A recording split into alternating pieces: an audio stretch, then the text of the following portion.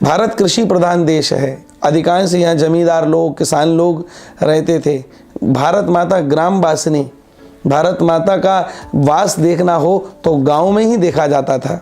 एक बार एक किसान ने एक दूसरे किसान से भूमि खरीदी, तो 2 महीने बाद उसने हल चलाया, तो हल चलाते चलाते चलाते चलाते कुछ गहरा खुद गया तो हल अटका। जब उसने खोद करके देखा तो 4 मटके सोने के सिक्के के गड़े हुए थे, वह बाहर निकले। अब आप बताइए कि जिसने खेत को खरीद लिया, सिक्के तो उसी के होने चाहिए ना, लेकिन विश्वगुरु भारत के जन हैं, निर्लोभी, निर्लिप्त, किसी भी प्रकार की मोहाशक्ति से दूर।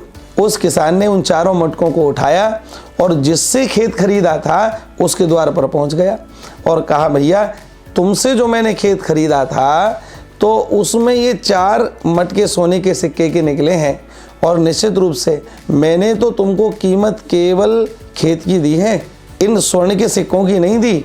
ये तुम्हारे पूर्वजों के द्वारा दबाए गए होंगे और आज मुझे मिले हैं तो आप इनको स्वीकार करें, ये आपके हैं, इन पर मेरा कोई अधिकार नहीं है। जब यह बात कही तो यह बात बड़ी दुर्लभ दिखाई देती है। आज के समय में ऐसी कल्पना करना बड़ा मुश्किल है।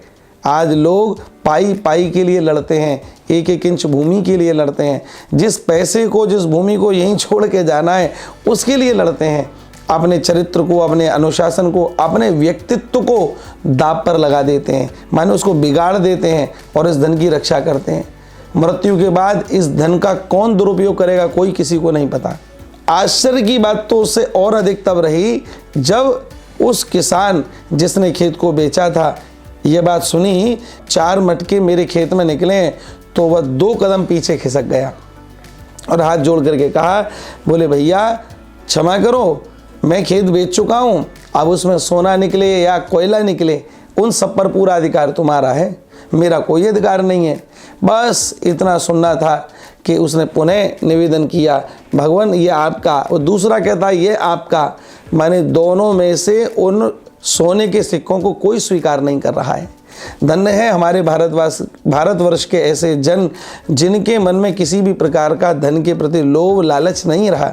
आप आश्चर्य करेंगे, दोनों में इसी बात का झगड़ा हुआ कि ये धन तुम्हारा, ये धन तुम्हारा।